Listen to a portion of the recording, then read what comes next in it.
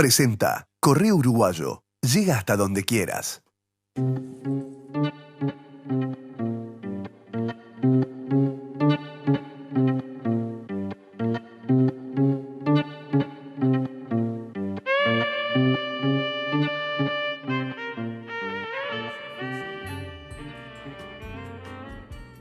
Y hoy estamos con una nueva entrega de Por Amor al Arte. ¿Cómo estás, Malé? ¿Cómo andás? ¿Todo bien? Tenemos una semana, una agenda cargada que aspira a tratar de mostrar algunas de las cosas que han sucedido, intenta proyectar otras y posarnos en algún lugar del mundo porque pasan cosas. Reflexionar, también sobre cosas que nos rodean, ¿no? Exactamente, como las calles de Montevideo. Las calles de Montevideo. También Montevideo y en Uruguay, y la canción latinoamericana perdió esta semana a una de sus voces emblemáticas. Yo decía en la radio, podrá gustar o no podrá gustar Daniel Biglietti, podrá estar de modé cantando lo mismo el siglo XXI que cantaba en la década del 60 del siglo XX, no importa, pero que fue un pilar fundamental a nivel latinoamericano e internacional de la canción de tipo de compromiso social, eso no lo puede negar nadie. No, y se sintió en las expresiones de cariño, ¿no? En Facebook, por ejemplo, bueno, es un termómetro, Sí. Realmente mucha gente hablando y compartiendo testimonios. Exactamente, tenía 78 años, murió sorpresivamente, había tenido hacía 2 días antes de su fallecimiento un espectáculo en Las Piedras, estaba proyectando cosas. Yo me lo había encontrado hacía un mes y no quería hablar, hacer ninguna entrevista, hasta no tener algo que decir, promover un espectáculo o algo.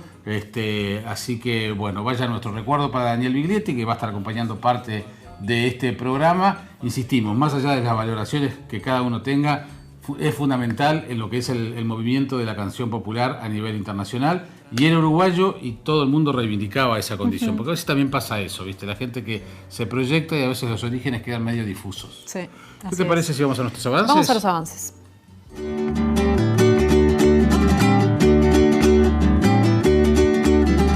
Niño, mi niño, vendrás en primavera, te traeré. Purisito mío, lugar de madreselvas te daré. Y aunque nazcas pobre, te traigo también. Se precisan niños para amanecer, se precisan niños para amanecer. ¿Tu libro, Vale? Traje un libro. Traje Amuleto, que es uno de los libros que están publicando. Este es de bolsillo, pero Alfaguara está publicando toda la obra de Bolaño, como ya les hemos comentado. Y Amuleto es una historia muy particular, es una obra, más bien es como un monólogo que escribe Roberto Bolaño en relación a la historia de una uruguaya, la uruguaya Alcira Soust, que fue Soust Escafo, que fue una mujer que estuvo 12 días en un baño en la Facultad de México, en la universidad, cuando el ejército tomó la universidad.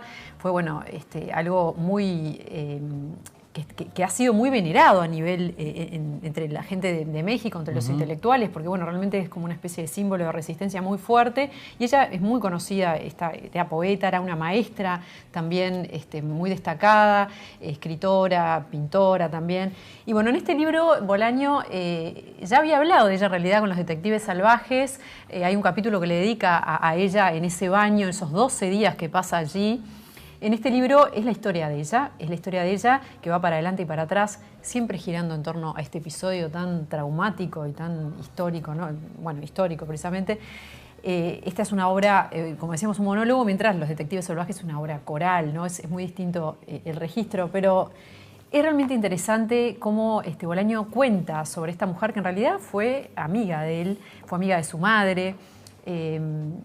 Yo me puse, lo estoy leyendo, realmente está muy interesante. Yo no lo conocía, esto, ¿verdad? Te había dicho que había empezado a leer y está buenísimo porque él como que capta todo un ambiente, capta la personalidad de esta mujer como muy escurridiza, muy vibrante, con una conversación muy interesante, que es un poco como que media madrina, media como que cobija a los poetas mexicanos de ese entonces, muy amiga de León Felipe, de Pedro Garfias, de Bolaño, justamente, que él habla en muchos casos de Arturo Velano, que es el alter ego justamente de Bolaño.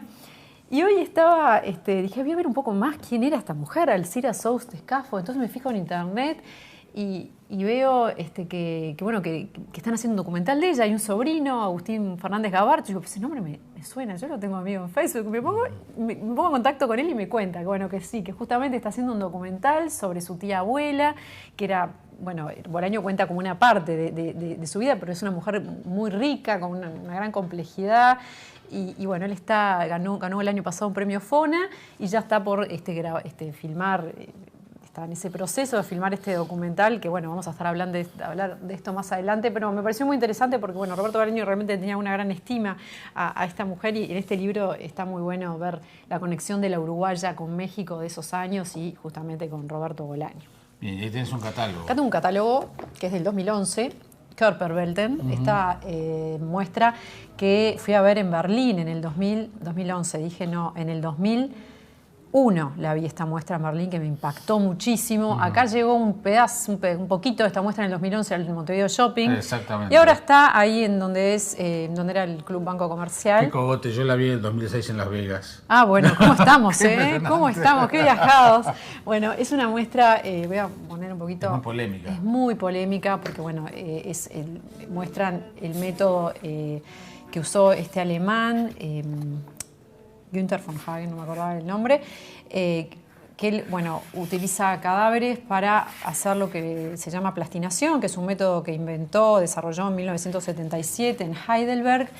O sea, eso que estamos viendo es lo que se expone, que ahora se está exponiendo en Montevideo, donde era el Club Banco Comercial, allí en la Rambla de Luis Alberto de Herrera. Son cuerpos reales. Son cuerpos reales. Así somos cada uno de nosotros. Tenemos un pequeño, también unas imágenes para ver un paneo, donde se muestra precisamente que ellos los ubica como en posiciones cotidianas, y bueno, y se puede ver, hace cortes también de estos cuerpos, y se pueden ver todos los sistemas, ¿no? El respiratorio. Lo que pasa es que siempre fue muy cuestionado, bueno, el origen. ¿De dónde vienen? ¿Quiénes son esas personas? ¿Quiénes fueron esas personas? Él dice que son personas que donaron sus cuerpos para esta causa.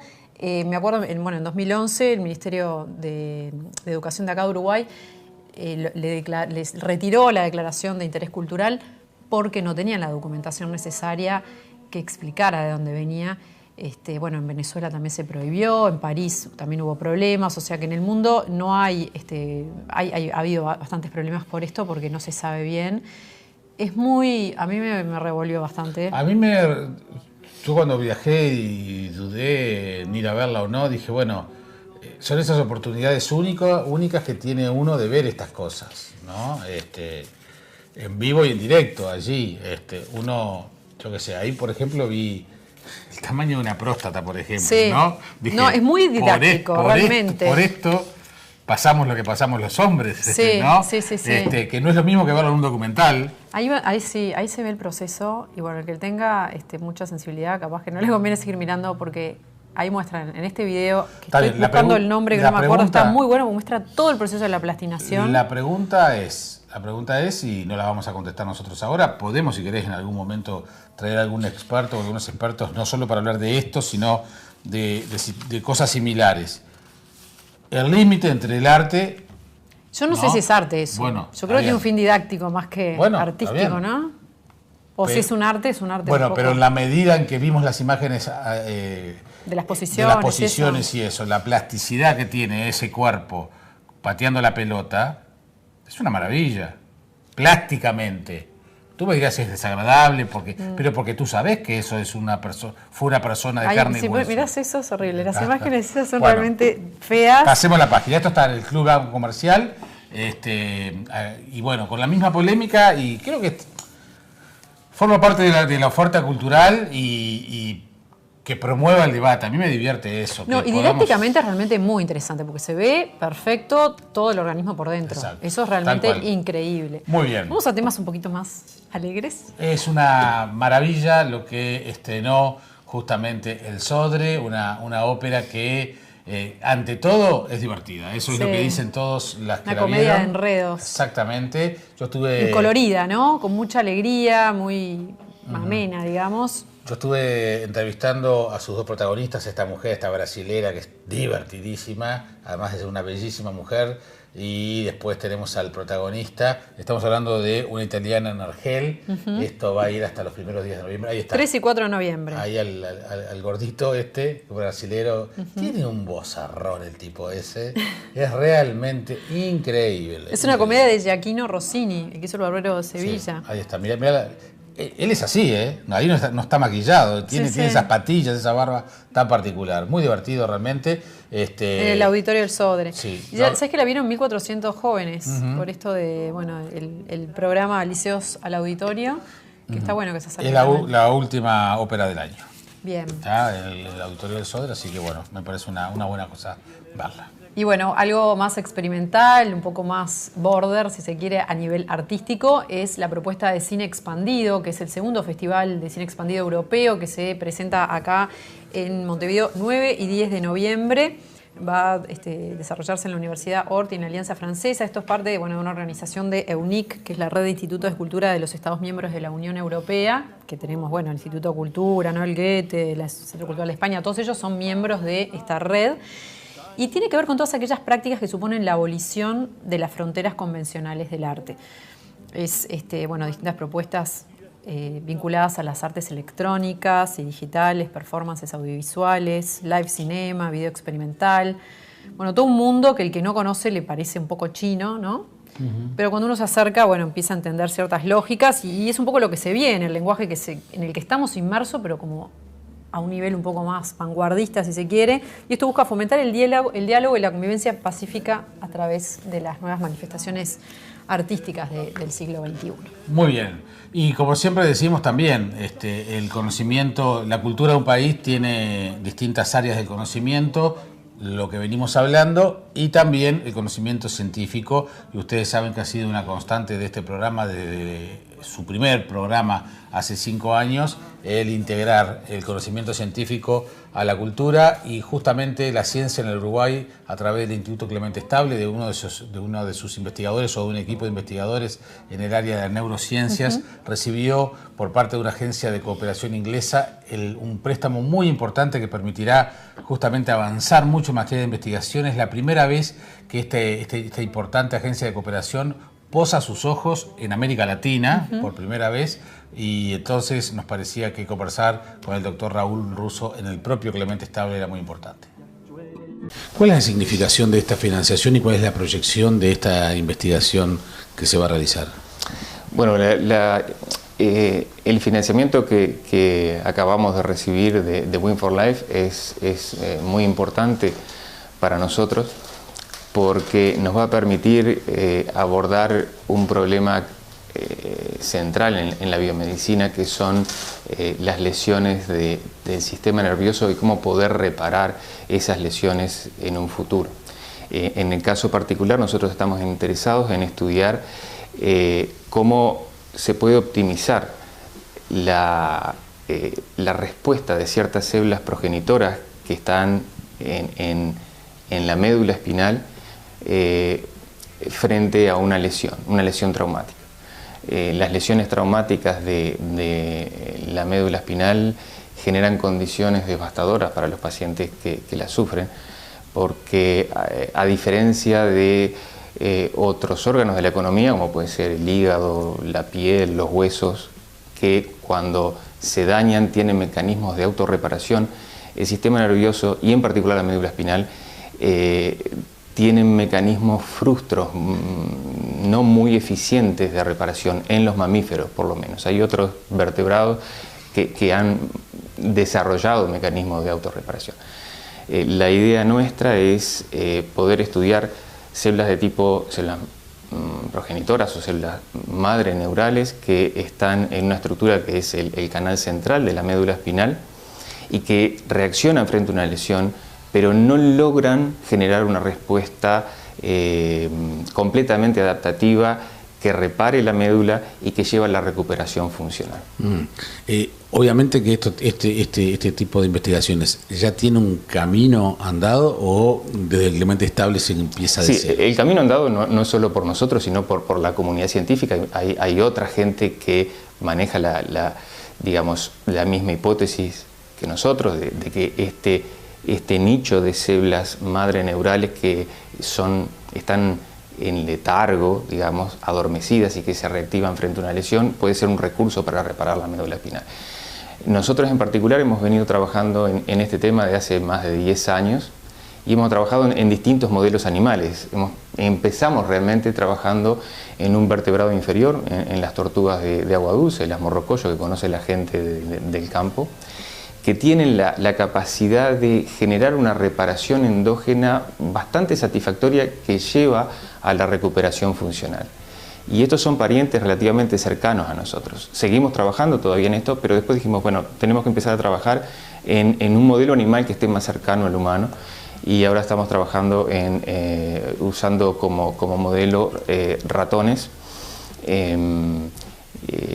desde hace unos 5 años. ¿Qué ponderó la financiación internacional para decir, bueno, el Clemente Estable de Uruguay está haciendo las cosas de determinada manera? Es difícil, yo te podría decir lo que nos contestaron los revisores, que valoraron en forma muy positiva el proyecto.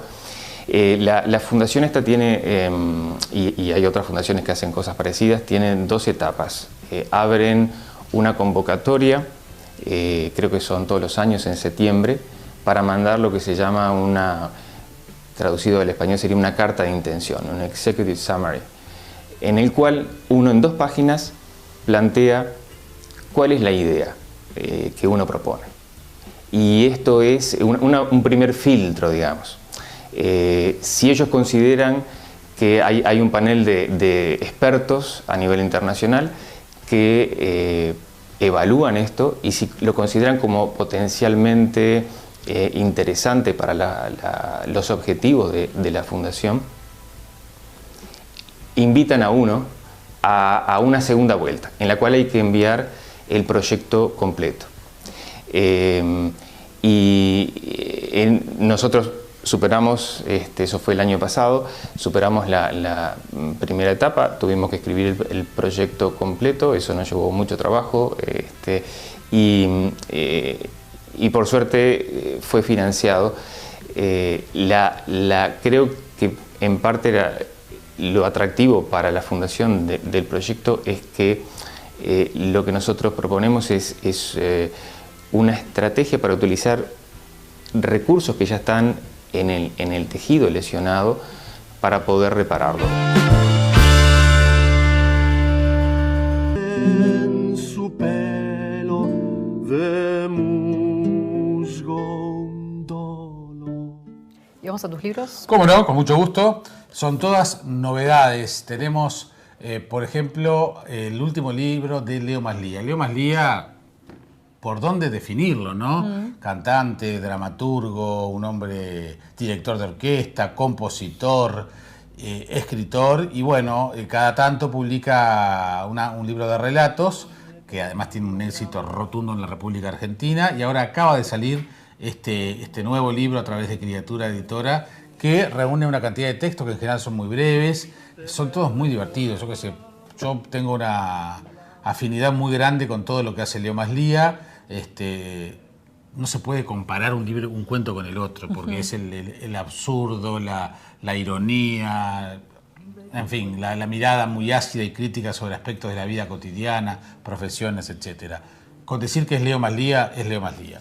Después de la misma editorial, Criatura Editora, nos encontramos con un nombre que para quienes crecimos en la década del 80 en el mundo cultural, a eso me refiero, nos encontramos con el nombre de Lalo Barrubia. Lalo Barrubia es una mujer que formó parte de todo el circuito under de poesía, un poco contestatarios, medios irreverentes. Son ciertos nombres, Raúl Forlán Lamarque, toda la gente vinculada a Ediciones de Uno, por ejemplo Gustavo Escanlar, toda esa barra, Peveroni, toda esa barra de jóvenes irreverentes tenían, bueno, una postura con respecto a lo que era la salida de la dictadura, porque habíamos sido criados en la dictadura. Lalo Barrubia se destacó por una literatura muy fuerte, donde no había límites. Mujer, sí. Una mujer además bellísima, unos ojos claros espectaculares.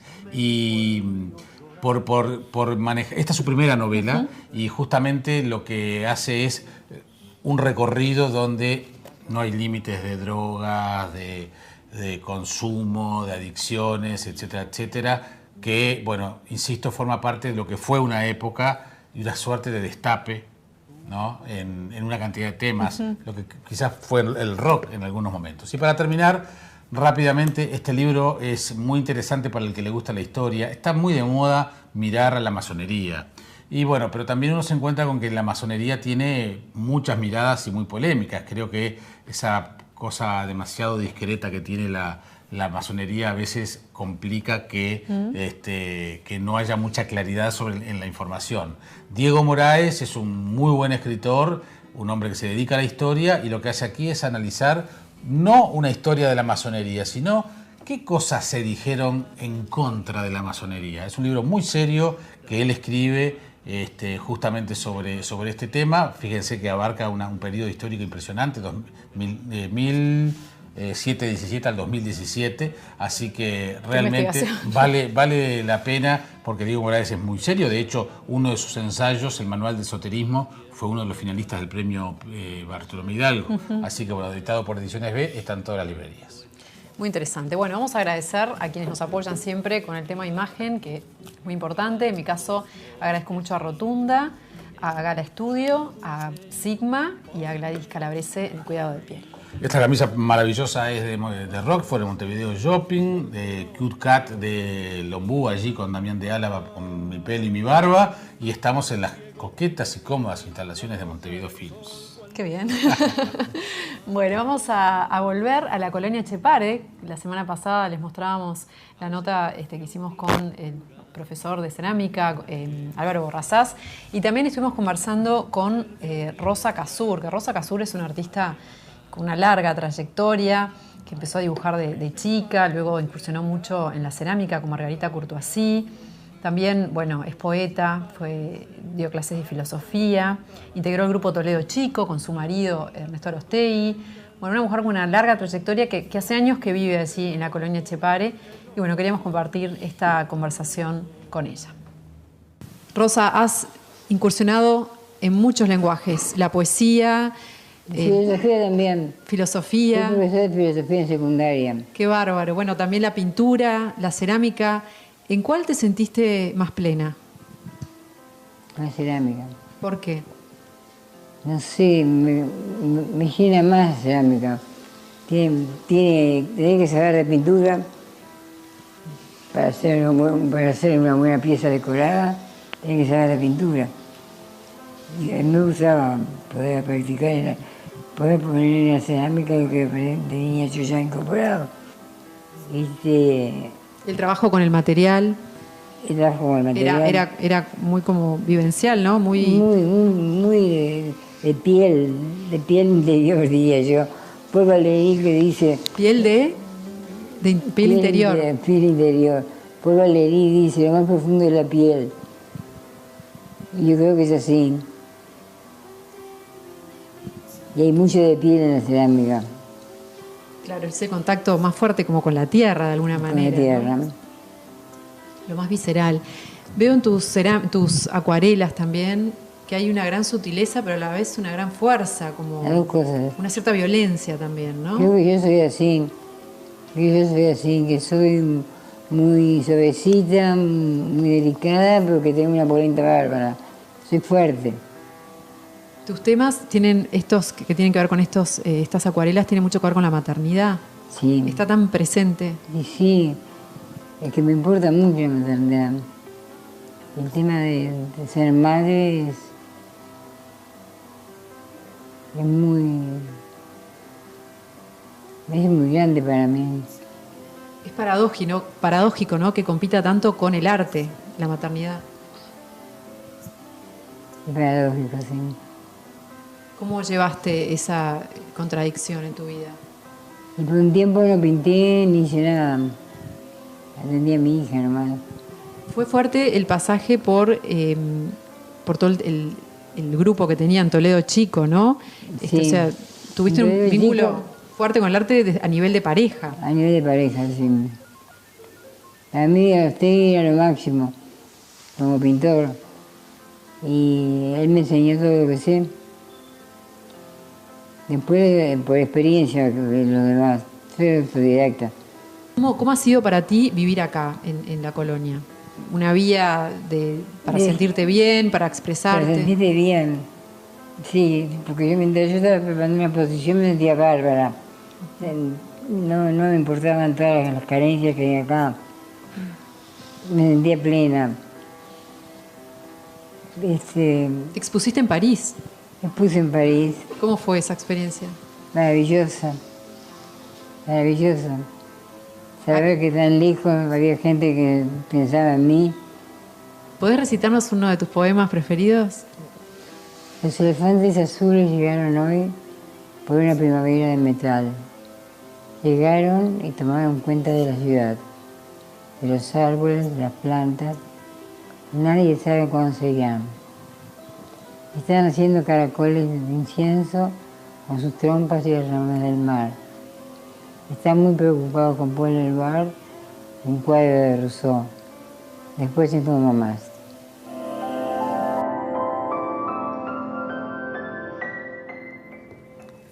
Uno tiene la peor impresión o el peor prejuicio con respecto a la colonia Etxepare, ¿no? Viste que te traje... No, pero bueno, pantallazo pero está bien, ahí también estuvo Cabrerita, ¿no? Sí. Y es inevitable. No, y lo que están haciendo en ese taller con Álvaro realmente es increíble. Habían un par de personas más y había mucha obra y realmente es un espacio increíble, ese que se les da para poder crear, para poder trascender, ¿no? Un montón de situaciones.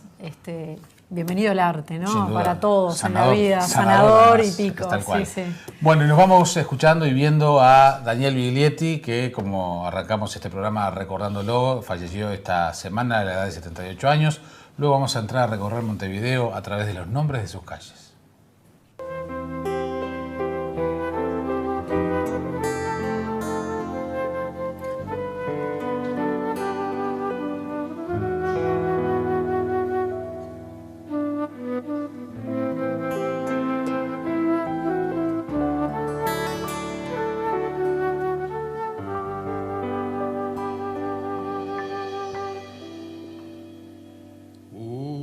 Se cree que las mató el tiempo y la ausencia,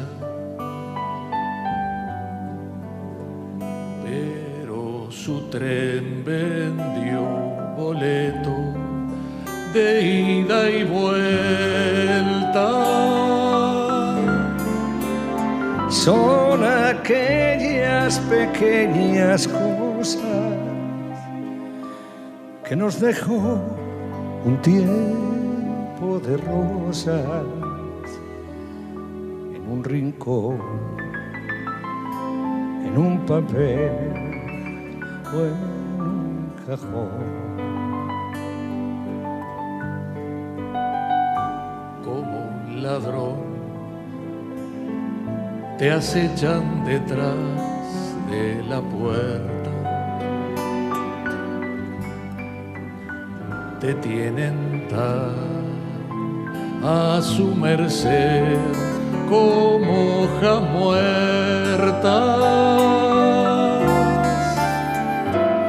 El viento arrastra ya aquí, que te sonríen tristes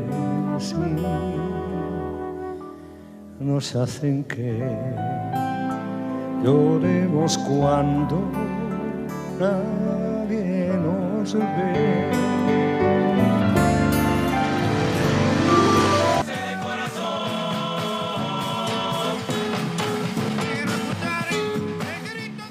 Bueno, y cambiamos nuestra música que nos acerca desde las tandas a nuestros bloques porque Jaime Ross es, sin lugar a dudas, un músico que está consustanciado absolutamente con el ADN de Montevideo. Y otra persona, profesora de historia, la profesoresa, como yo le digo, que me conoce de chiquito, de que yo era chiquito, que la estimo mucho y que además es la presidenta de la Comisión de Nomenclator de Montevideo, la profesoresa María Emilia Pérez Santarsiri, está con nosotros. Le gusta Jaime Ross y es montevideana. Exactamente. Bienvenida. ¿Cómo Usted estás? me ha definido. ¿Andas Muchas bien? veces cuando me piden datos y se pongan datos personales, yo ponía montevideana.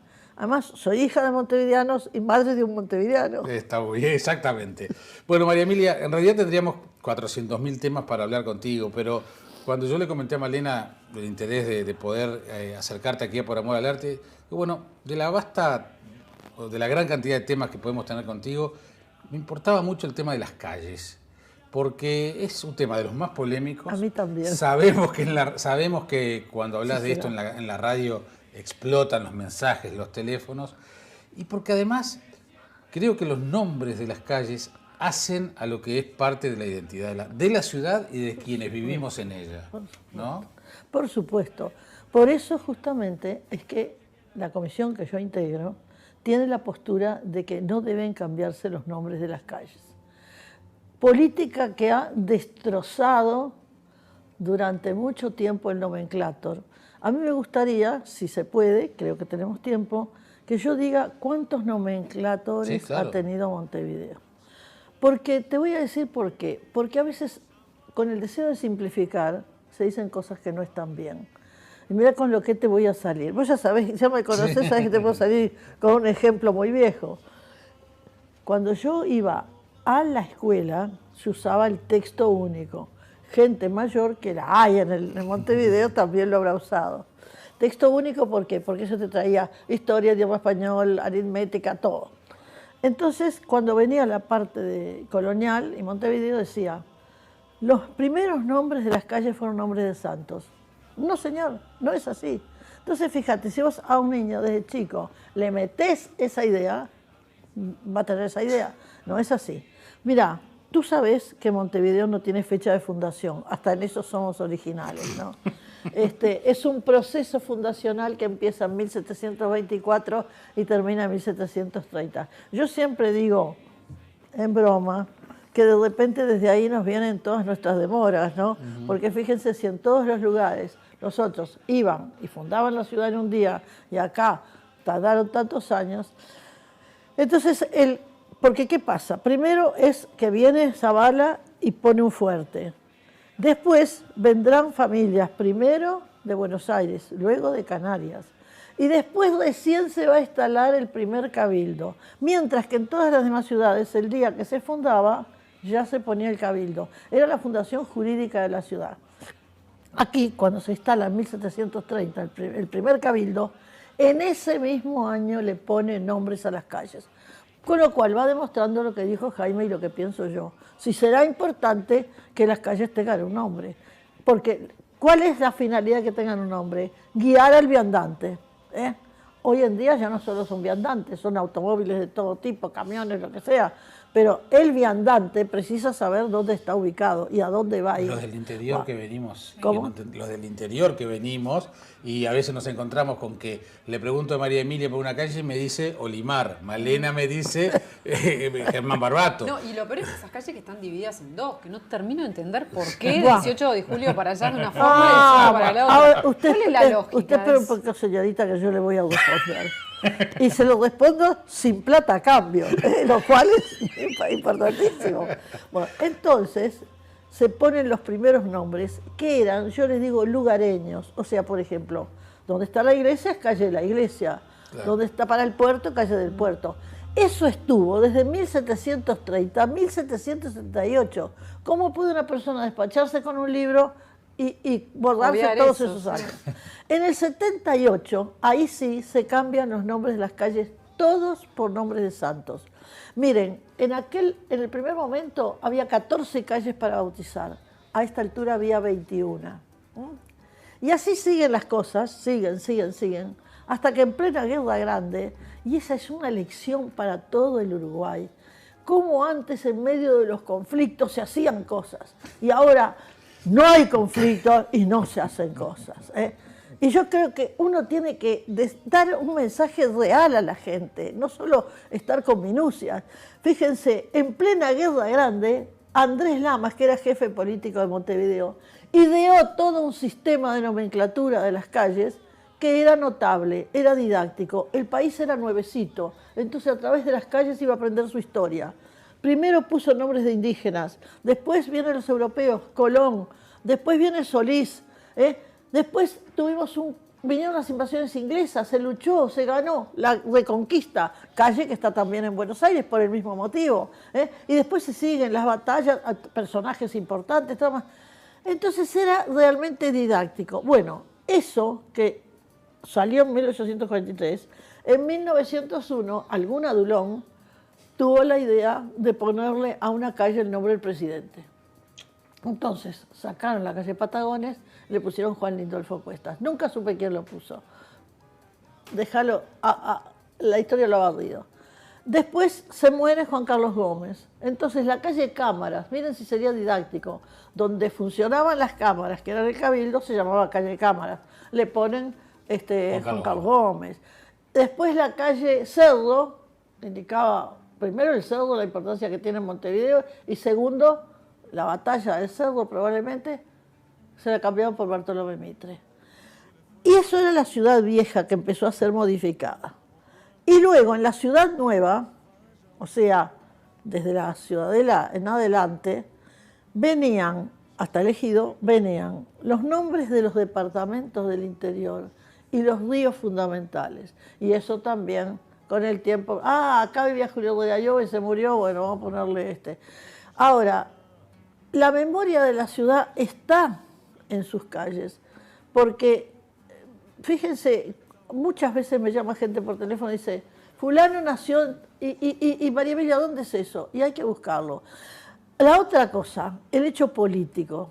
Fíjense qué cantidad de gente, ¿viste? Hay que sacarle a General Flores, hay que sacarle...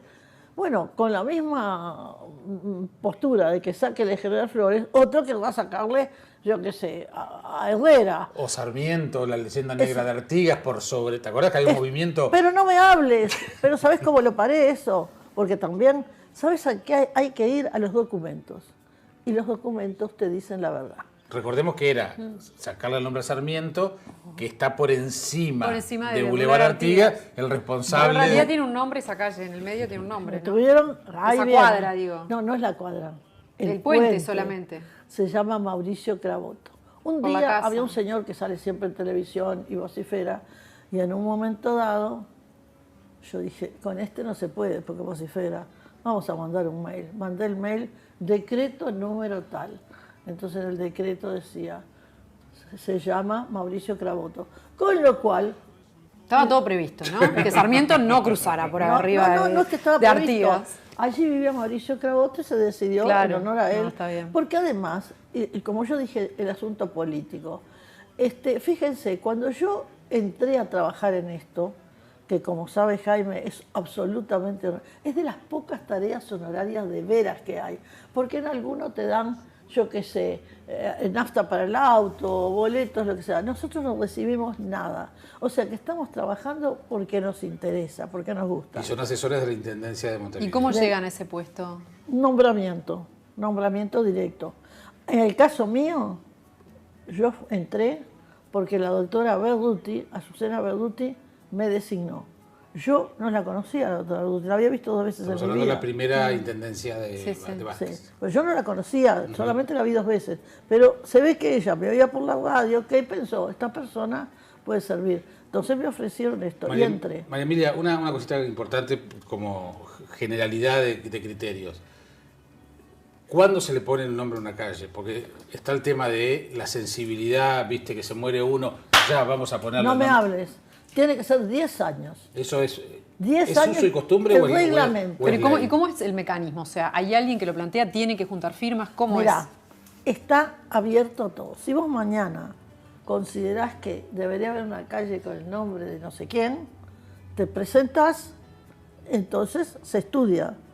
Justamente nosotros, como me dijo una vez uno de los intendentes, ustedes son un filtro. Primero por lo que dijo Jaime, porque se muere fulano y al día siguiente te vienen a pedir todos. No, tiene que cumplirse 10 años. Entonces viene, te voy a buscar algún ejemplo bien ilustrativo de tuyo. Se presenta una vuelta una señora diciendo que pedía una calle para su abuelo, que había sido el que había inventado las hormas anatómicas para los los zapatos, ¿no? Sí, sí, sí.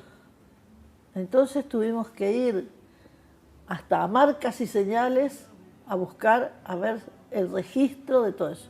No apareciendo el registro, tú no puedes darle el aval, por más que ella te diga, fue mi abuelo el que lo inventó. Te voy a dar otro ejemplo, te vas a ir bien ilustrada. El otro ejemplo fue una señora que mandó decir que era una maestra del Cerro, la que había, o ella era del Cerro, no me acuerdo, sé que era una maestra, la que había creado el asunto de que los escolares llevaran moña azul. Bueno, entonces me fui al Museo Pedagógico y empezamos a buscar, porque además todo da trabajo. Al que inventa y dice bobadas no le da trabajo ni nada. Pero nosotros fuimos allí, hubo que buscar como locos. Podés creer que nunca se encontró la norma. Te voy a decir lo único que se encontró. Que por el año 50, creo que es, aparece una disposición que dice que para que no se le cobre boleto a los escolares, deberán ir con túnica y moña azul.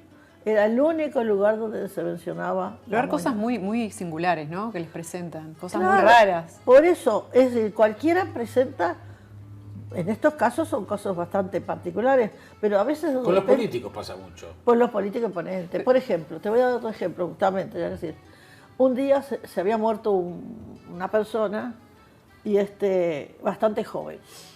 Y yo que sé, había sido parlamentario, no sé si había llegado al ministerio. Entonces te mandan, muy joven, Entonces yo devuelvo el expediente y digo, ¿qué hizo cuando era diputado?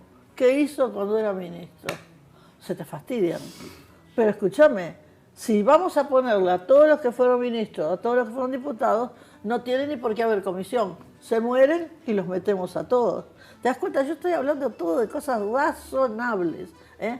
Entonces, si no estaban los méritos, no se pone. Ahora, si uno encuentra todas las pruebas de que eso fue así, ¿eso directamente pasa a ser una calle o hay otro mecanismo previo?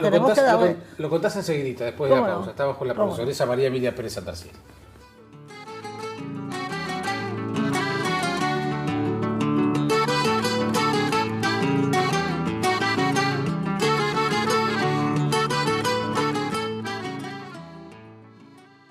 Su pregón, Emocionar a la gente con la garganta de aquel que trabaja y canta. Y estamos conversando con la profesoresa María Emilia Pérez Santarcieri, que le gusta mucho Jaime Ross y justamente pidió este tema del canilla. Y bueno, estábamos hablando del proceso de cómo se designa una calle. Cuando ustedes comprueban de que, que eso... Mira, la cosa puede ser así. Tú te puedes presentar a nosotros o a la Junta Departamental. Ahora, de cualquier manera, de la Junta va a venir a nosotros. Nosotros aconsejamos al intendente. Nosotros no somos resolutivos, mientras que la Junta sí. Te voy a dar un ejemplo horrible. Entonces, nosotros decimos, sí, esta persona sí o esta persona no conviene. Pero pasa al comunal, donde a veces duermen los expedientes y se demoran. Mira, cuando yo entré allí en el año 91, presenté enseguida el nombre del primer uruguayo que salió campeón internacional. ¿Te das cuenta cuando el país era joven, 1908? ¿Campeón de qué? Campeón de esgrima. Fue el primer uruguayo que ganó. ¿Sabés cuándo salió? El año pasado. O sea que es como la Fundación de Montevideo, ¿no? Acá todo es deliberativo. Cuando además ahí no había nada que vos dijeras, era mala persona o yo qué sé. ¿Es falta de interés eso? Bueno, mira, es la desidia nacional. No solo Montevideo. Contá lo del comunal. Bueno, el ejemplo de Cortázar era, ¿no? Bueno. Es maravilloso. Además, otra cosa. Él como trabaja conmigo, sabe, porque yo comento, a veces vengo tan fastidiada. Hay un comunal, el E, que no acepta nombres de personas que no hayan sido del lugar. Y el primero que nos rechazaron fue a Cortázar. Porque no era vecino del lugar, ni había nacido ahí, ni nada. No se puede ser tan ignorante. Esa no se postura, puede ser tan ignorante. Al final lo logramos, pero en estos momentos, por ejemplo, tenemos a María Carmen Portela, una escultora importante, que tiene una escultura, hay una escultura de ella cerca de Lontenis, y podés creer que no sale porque no es del lugar tampoco. Entonces ayer yo le dije a unas personas que vinieron, pero esto es una aberración. Y bueno, así estamos. ¿Por qué el cerro tiene todos nombres de países? Y bueno, justamente, eso es lo que está bien. En aquel momento que se hablaba de una cosmópolis y que venía cantidad de gente, ahí se decidió poner todos nombres. 1867. ¿Cómo cambió eso, no? No. Porque no. sigue viniendo gente así, o sea, Ah, por bueno, el sentido pero escúcheme, históricamente cada época tiene su peculiaridad. Ahí está lleno de griegos, de rusos, de polacos, yo iba al Liceo Bauzá, que en aquella época era el de más de la frontera, vamos a decir, y había cantidad de gente con apellidos de ese tipo. María Emilia, de las últimas... Espera un momentito, Sí. como lo que le estaba diciendo el proceso. Entonces, después que fuese comunal, después vuelve y entonces va a la Junta Departamental. Y entonces lo aprueban y después el cumple se lo da el intendente. De las últimas polémicas que yo recuerdo ahora, para que seguramente los televidentes lo tengan bien presente, es el interés por cambiarle a la calle Andes el nombre por José Germán Araujo, porque allí están los estudios de CX30, que fue una radio muy importante durante la época de la dictadura. Bueno, mira, eso es un poco como la pregunta que hizo esta chica al principio, que ese corte de 18 de julio, esa es la muestra de cuando quieren que a fuerza de las emociones se hagan las cosas. Las emociones son muy importantes porque dan color a nuestra vida, pero no deben ser trasladadas a los actos políticos. Entonces, en aquella época, primero se dijo, la democracia otra vez, chun, chun, chun, y yo no estaba en esa época, por suerte. Entonces, aquí, que un buen día alguien presentó lo que Jaime dice, que se le pusiera el tramo de 18 de julio hasta la Rambla, se le cambiara por José Germán Araujo. Porque los estudios de la radio están en el Palacio Salvo. Bueno, a José Germán Araujo, en su momento dado, se le dio una plaza, una placita en el lugar donde él vivía, una cosa así, cosa que a veces se puede, a veces no, porque no hay lugar. Después hay una placa que conmemora el 18 de julio donde él salía. O sea que esa persona ya ha sido recordada. Entonces, en la legislatura pasada arremetieron para eso. Por suerte lo paramos. Pero en esta oportunidad volvieron a las andadas. Entonces, voy a decir cosas que son muy importantes y lamento, uno sale corriendo a veces de la casa de uno y yo iba a traer un documento, pero lo cito y cualquiera puede mirarlo porque a mí me gusta eso, basarme en los documentos claramente. Fíjate que la calle Andes no se llama así por la cordillera como cree la gente, sino que se llama así porque Andrés Lamas lo dice, tengo el facsímil de lo que él escribió y dice, calle de los Andes, porque en este lugar muchos luchadores de la independencia perdieron su vida y entre ellos muchos orientales. O sea, como dije yo en el alegato... ¿Y qué tiene que ver, perdón, pero Andes, en la palabra? Pero mija, en la cordillera murieron. Ah, por la cordillera, claro, en este lugar, dice, en este lugar. En este lugar de la cordillera, En este lugar. Entonces, yo digo, si se acepta cambiarlo por José Germán Araujo, aparte de que se está haciendo una irregularidad porque ya tiene una plaza, se está reconociendo que los muertos de ahora valen más que los muertos de antes, cosa que me parece una aberración. Porque yo hoy estaba tomando eso, es decir, uno de los cambios fundamentales era el carácter político. El otro día alguien que había sido juez y todo, muy suelto de cuerpo, dijo, yo no me explico cómo en la época de la calle no se le cambió el nombre a la calle General Flores. No, señor. Y miren, un compañero de trabajo mío, que es uno de los miembros últimos que ha entrado, pero un tipo muy bien ubicado, el doctor Alberto Piñeiro, cirujano, jubilado, me trajo esto y miren, acá está diciendo lo que nosotros pensamos. Esto está tomado de una editorial de un diario. Cada generación posee el derecho a revisar la historia.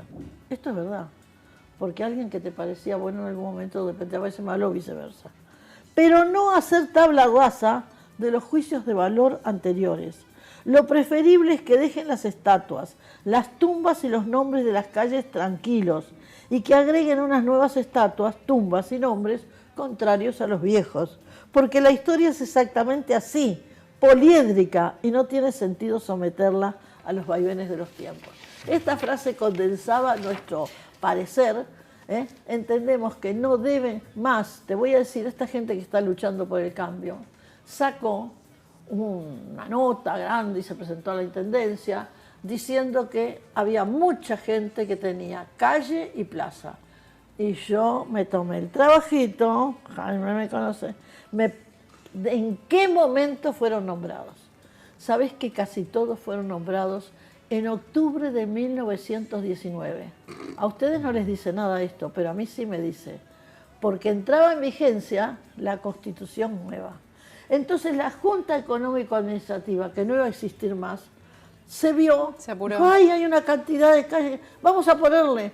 Y pusieron, y en el borbotón aparecen repeticiones que se mantienen hasta hoy. Hablando de insistencias como esta que estás diciendo, hay dos que son muy particulares y a mí me ha llamado la atención, creo que nunca lo hablamos.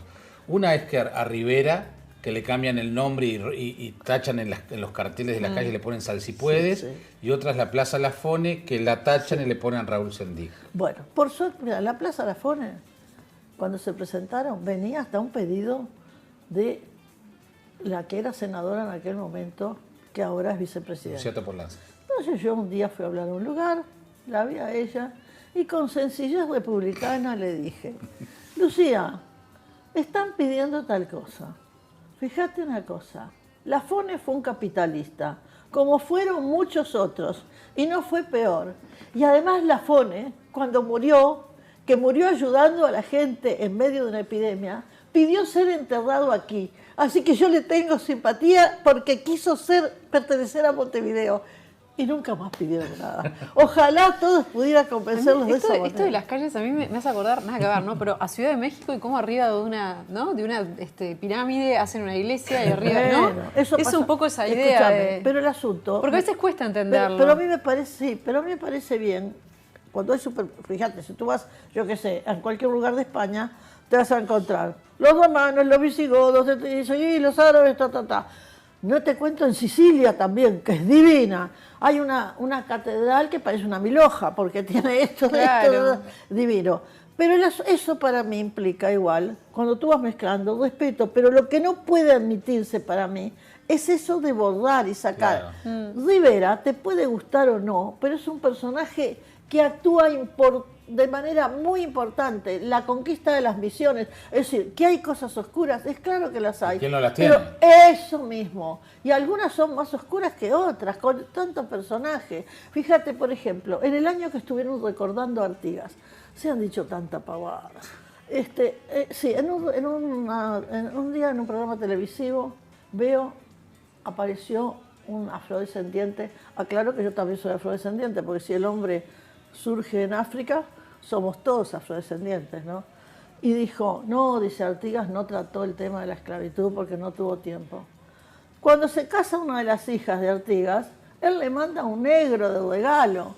O sea que no consideró ese tema. Y eso es lo que tenemos que ver, que nosotros mismos también tenemos barreras. De repente hay cosas que son injustas y no nos lo parecen porque estamos acostumbrados a ellas.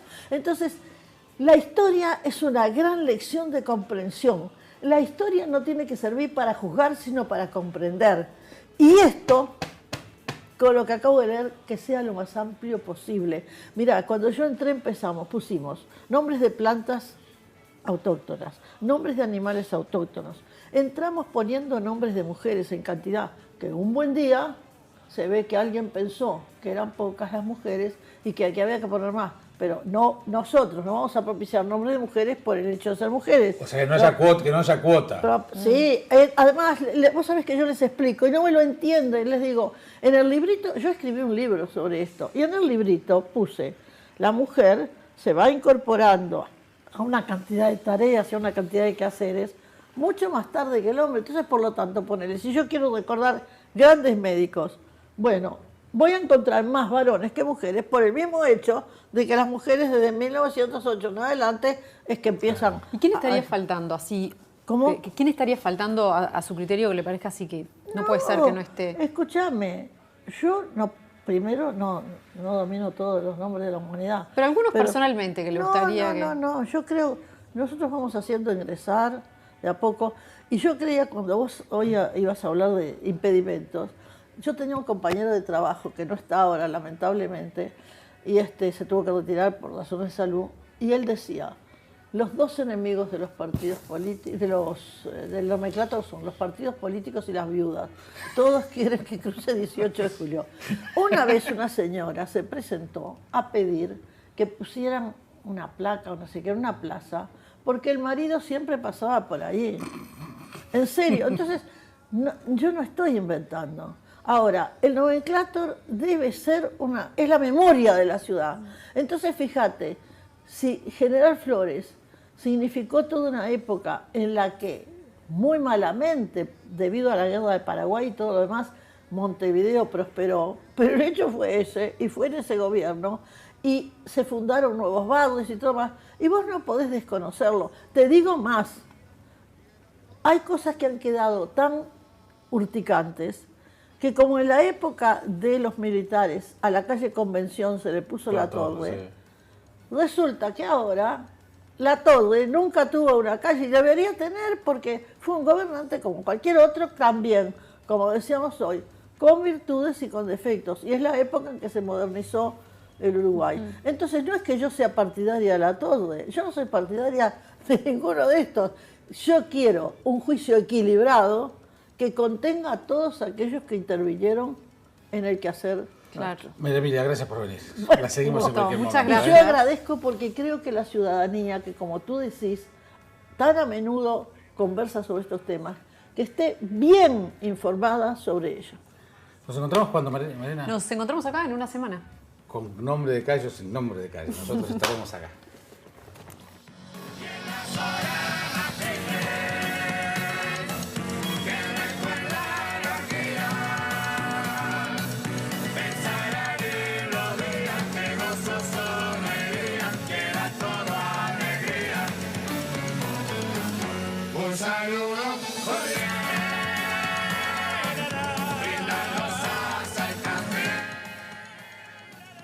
Presentó Correo Uruguayo. Llega hasta donde quieras.